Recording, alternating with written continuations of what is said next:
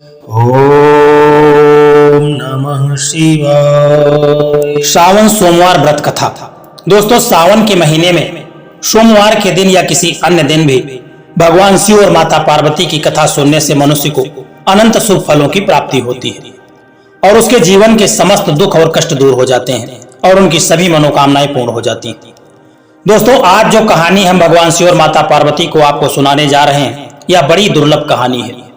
दोस्तों, इस कहानी को प्रसन्नचित्त मन से और पूर्ण श्रद्धा के साथ जरूर सुनना। सावन के महीने में शिव कथा का बड़ा महत्व होता है। सावन का महीना अत्यंत पवित्र माना जाता है और इस समय भगवान शिव की पूजा अर्चना का विशेष महत्व होता है। सावन का महीना भगवान शिव को समर्पित है, यह माना जाता है। इस महीने में भगवान शिव की पूजा अर्चना से विशेष फल प्राप्त होता है। दोस्तों, सावन के महीने में भगवान शिव की कृपा प्राप्त करने के लिए शिव कथा का आयोजन भी किया जाता है और कथा सुनने से भक्त के मन में शांति, संतोष और धैर्य की भावना पैदा होती है। सावन के सोमवार के व्रत और शिव कथा का महत्व अत्यधिक होता है। ऐसा माना जाता है कि जो भक्त इस महीने में भगवान शिव की कथा सुनता है और व्रत करता है, उसकी सभी मनोकामनाएं पूरी होती हैं। सावन में शिवलिंग के ऊपर जल, दूध, दही, घी, शहद और बिल्व पत्र अर्पण करने के साथ साथ भगवान शिव की कथा सुनने से भगवान शिव अति प्रसन्न होते हैं और भक्तों का सुख, शांति और समृद्धि का आशीर्वाद देते हैं। दोस्तों, शिव कथा में भगवान शिव के जीवन और उनके उपदेशों की कथा होती है, जो भक्तों को धार्मिक शिक्षा प्रदान करती है और उन्हें धर्म, सत्य और निष्ठा के मार्ग पर चलने के लिए प्रेरित करती है। दोस्तों, आइए अमृतमयी भगवान शिव की कथा का रसपान करते हैं। दोस्तों, किसी नगर में एक साहूकार रहता था। वह साहूकार भगवान शिव का परम भक्त था। उस साहूकार के पास धन धान्य किसी तरह की कोई कमी नहीं थी। गाड़ी, घोड़ा, नौकर, चाकर, बंगला सब कुछ उसके पास था, लेकिन उसके कोई संतान नहीं थी। और वह साहूकार इसी कामना को लेकर के भगवान शिव के मंदिर में उनके सम्मुख रोज एक घी का दीपक जलाता था। उसके इस भक्ति भाव को देख करके एक दिन माता पार्वती ने भगवान शिव से कहा कि प्रभु, यह साहूकार आपका परम भक्त है। इसको किसी बात का कष्ट है तो आपको इसे अवश्य दूर करना चाहिए। भगवान शिव जी माता पार्वती की बात को सुन करके कहते हैं, साहूकार के पास पुत्र नहीं है, यह इसीलिए दुखी रहता है। माता पार्वती कहती हैं कि हे ईश्वर, कृपा करके इसे पुत्र का वरदान दे दीजिए। तब भोलेनाथ कहते हैं कि हे पार्वती, साहूकार के भाग्य में पुत्र का योग नहीं है। ऐसे में अगर इसे पुत्र प्राप्ति का वरदान मिल भी गया तो इसका पुत्र जो है वह केवल 12 साल तक की आयु का ही जीवित रहेगा। यह सुनने के बाद भी माता पार्वती ने कहा कि हे प्रभु, आपको इस साहूकार को पुत्र का वरदान देना ही होगा, अन्यथा भक्त क्यों आपकी सेवा और पूजा करेंगे। माता पार्वती के बार बार कहने से भगवान भोलेनाथ ने साहूकार को पुत्र का वरदान दे दिया, लेकिन यह भी कहा कि इसका जो पुत्र है वह केवल 12 साल तक ही जीवित रहेगा। साहूकार यह सारी बातें सुन रहा था, इसीलिए उसे न तो खुशी हुई और न ही किसी तरह का कोई दुख हुआ। वह पहले की तरह ही भगवान भोलेनाथ की पूजा अर्चना करता रहा और रोज शाम को भगवान शिव के सम्मुख घी का दीपक जलाता रहा। दोस्तों, समय बीतता गया। उधर सेठानी गर्भवती हुई और जब 9 महीना पूरा हुआ तो उसने एक सुंदर बालक को जन्म दिया। सेठ के परिवार में बहुत हर्षोल्लास मनाया गया, लेकिन साहूकार पहले की तरह ही था। वह न तो खुश था और न दुखी था और उसने बालक की 12 वर्ष की आयु का जिक्र भी किसी से नहीं किया था। जब बालक 11 साल का हुआ तो एक दिन साहूकार की सेठानी ने बालक के विवाह के लिए साहूकार से कहा। तो साहूकार ने कहा कि वह अभी बालक को पढ़ने के लिए काशी भेजेगा और जब पढ़ाई करके वह काशी से वापस लौटेगा, इसके बाद वह विवाह करेगा।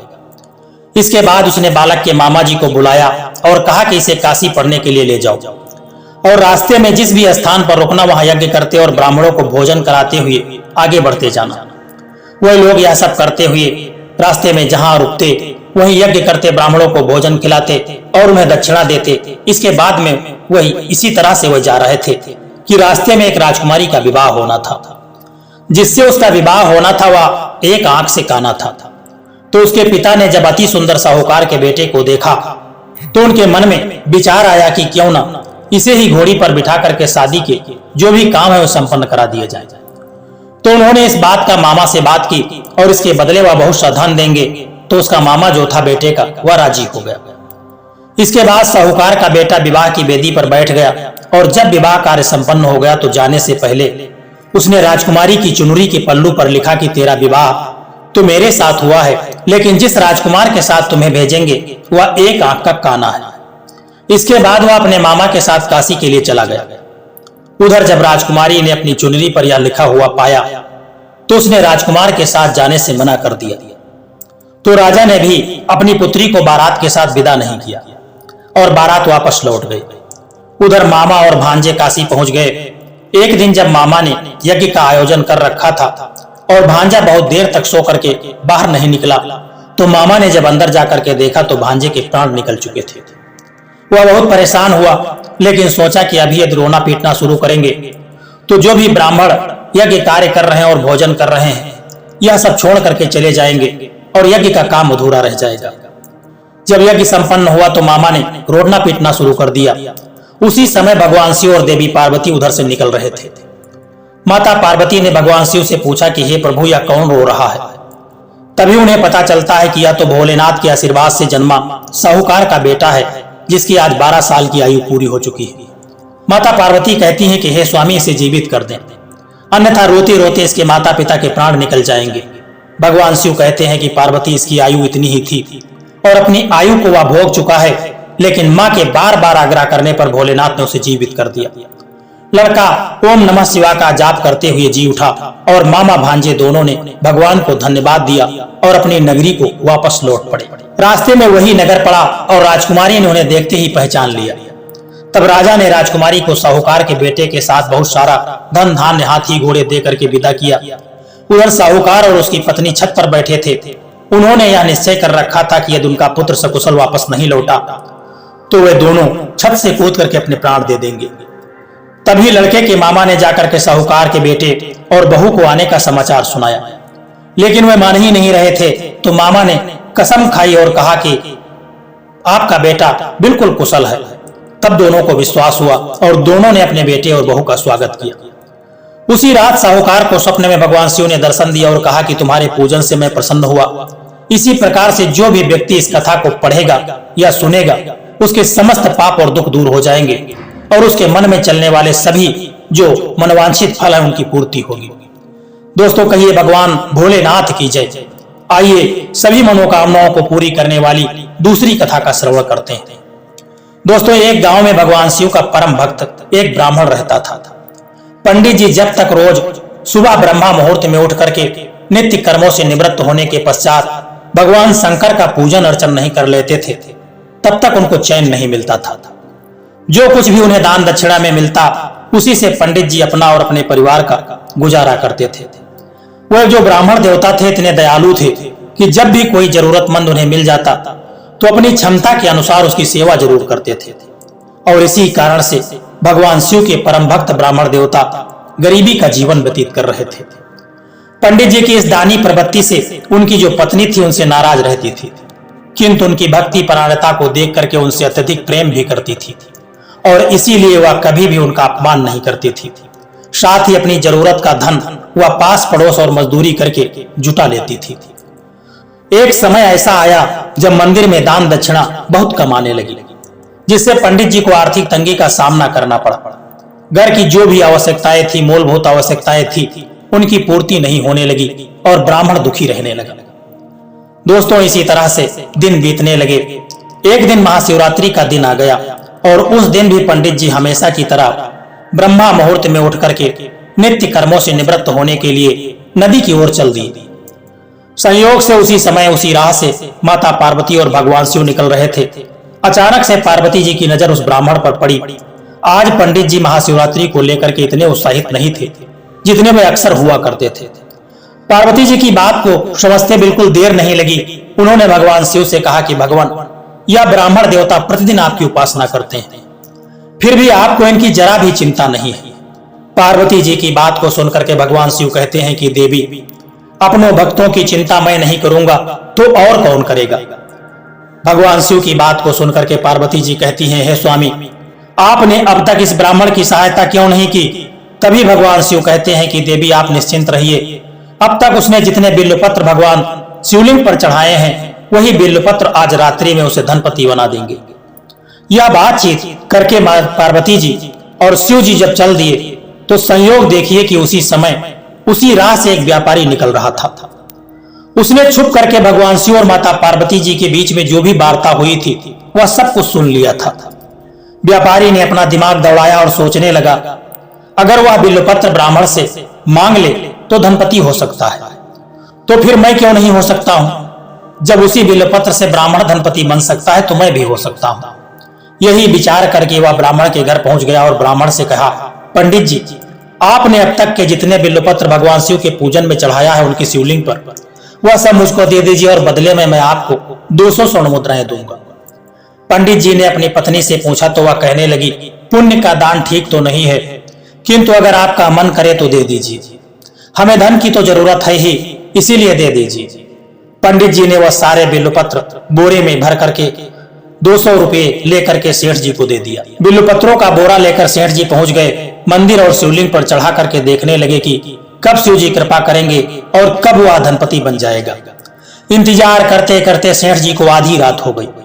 सेठ जी का चमत्कार देखने के लिए बहुत उतावले हो रहे थे। आखिर में जब तीसरा पहर निकला तो सेठ जी के सब्र का बांध टूट गया और क्रोध में आकर के सेठ जी ने शिवलिंग को झकझोर करके कहने लगे, यह क्या किया? कहते कुछ और हो, करते कुछ और हो। फिर अचानक ही चमत्कार हुआ, सेठ जी के हाथ शिवलिंग से ही चिपक करके रह गए। सेठ जी ने बड़ा प्रयास किया हाथ छुड़ाने का, लेकिन किसी भी तरह से सेठ जी के हाथ नहीं छूटे। थक हार करके सेठ जी ने शिव से क्षमा मांगी और कहने लगे, भगवान शिव, सेठ से कि लोभी सेठ, जिस ब्राह्मण से तूने यह बेलपत्र खरीदे हैं उसे 1000 स्वर्ण मुद्राएं दे, तब जाकर तेरे हाथ इस शिवलिंग से छूटेंगे। जब सुबह के समय पंडित जी पूजन के लिए आए तो उन्होंने देखा कि सेठ जी के हाथ शिवलिंग से चिपके हुए हैं और सेठ जी रो रहे हैं, चिल्ला रहे हैं। उन्होंने पूछा तो सेठ ने कहा कि पंडित जी, शीघ्रता से मेरे बेटे को 1000 स्वर्ण मुद्राएं लेकर के मंदिर को आने को कहिए। पंडित जी ने सेठ के बेटे को बुलाया और सेठ ने वह स्वर्ण मुद्राएं ब्राह्मण को दिलवा दी। तब जाकर के सेठ के हाथ शिवलिंग से छूटी। यह देख करके पार्वती जी शिव से पूछती हैं कि हे नाथ, आपने अब तक अपने भक्त को कोई धन नहीं दिया। शिव जी कहने लगे, देवी, मेरे पास धन कहाँ है? धन है जो मैं दूंगा, किंतु मेरा भक्त अब गरीब नहीं है, यह तुम स्वयं देख लो। जैसी कृपा भगवान शिव और माता पार्वती ने उस ब्राह्मण पर की, ऐसी ही कृपा हम सब पर बनी रहे और इस कथा सुनने वाले पर भी बनी रहे। आइए अब मनोकामनाओं को पूरी करने वाली तीसरी कथा सुनते हैं। इस कथा को सुनने से ही भगवान शिव का जो सोमवार का व्रत है वह पूर्ण माना जाता है। दोस्तों, एक बार की बात है कि माता पार्वती शिव जी को पति के रूप में प्राप्त करने के लिए जंगल में घनघोर तपस्या कर रही थी। उनके तप को देख करके देवताओं ने शिव जी से देवी की मनोकामना को पूर्ण करने की प्रार्थना की। शिव जी ने पार्वती जी की परीक्षा लेने के लिए सप्त ऋषियों को भेजा। सप्त ऋषियों ने शिव जी के सैकड़ों अवगुण गिनाए माता पार्वती को कि महादेव के अलावा किसी और से विवाह कर लो, उनके पास कुछ नहीं है, वे तो बिल्कुल फटे हाल हैं, वे पर्वत पर तुमको रखेंगे। लेकिन उनको किसी भी तरह से किसी और से विवाह मंजूर नहीं था। विवाह से पहले सभी वर अपनी भावी पत्नी को लेकर के आश्वस्त होना चाहते हैं। इसीलिए शिव जी ने स्वयं भी माता पार्वती की परीक्षा लेने के लिए ठान लिया। भगवान शंकर प्रकट हुए और पार्वती जी को वरदान देकर के अंतर्ध्यान हो गए।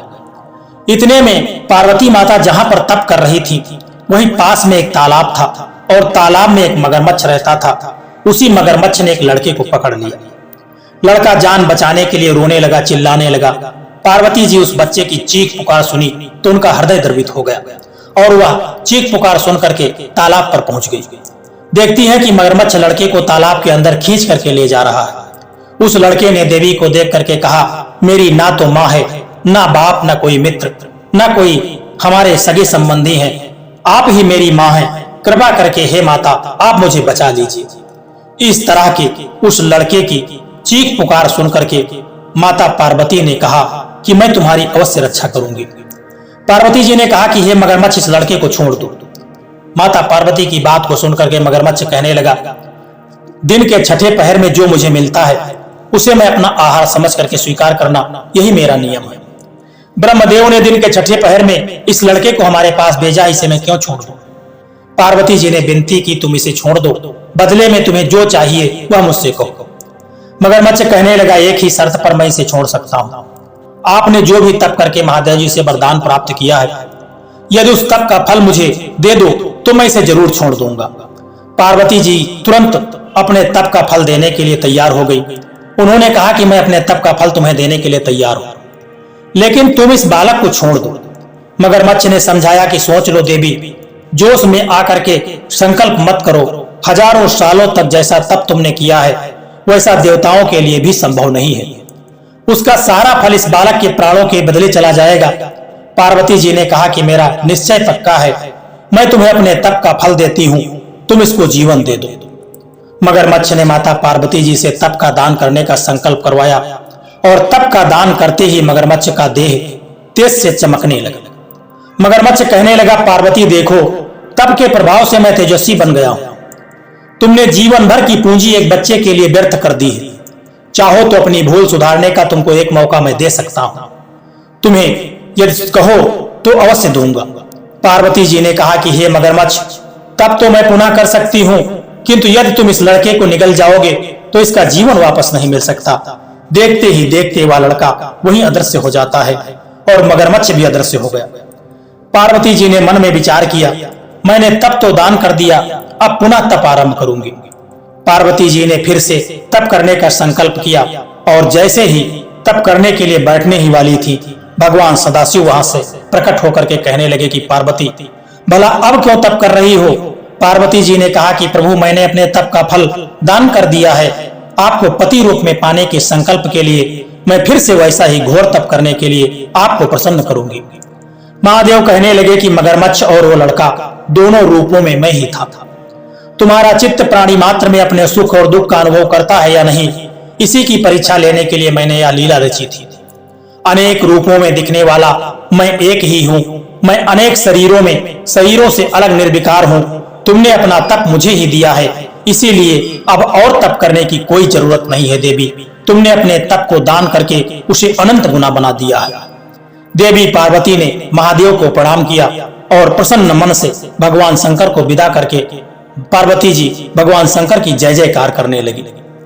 दोस्तों, शिव जी को बिल्वपत्र चढ़ाने से किस फल की प्राप्ति होती है, बड़ी सुंदर पौराणिक कथा है, इसे भी सुनना चाहिए। नारद जी ने एक बार भगवान भोलेनाथ जी की स्तुति करके पूछा कि प्रभु, आपको प्रसन्न करने के लिए सबसे उत्तम और सुलभ साधन क्या है? हित लोकीनाथ, आप तो निर्विकार हैं और निष्काम हैं, आप सहज ही प्रसन्न हो जाते हैं। फिर भी आप से मेरी यह जानने की इच्छा है कि आपको क्या प्रिय है। नारद जी की बात को सुनकर के भगवान शिव जी कहते हैं कि वैसे तो मुझे भक्त के भाव सबसे प्रिय हैं, उससे बढ़कर के प्रिय इस संसार में मुझे और कुछ नहीं है। फिर भी आपने पूछा है तो मैं बताता हूं कि मुझे जल के साथ साथ बिल्वपत्र बहुत प्रिय है। जो भी भक्त अखंड बिल्वपत्र मुझे श्रद्धा के साथ अर्पण करता है, मैं उन्हें अपने लोक में स्थान देता हूं और विशेष कृपा उन पर प्रदान करता हूं।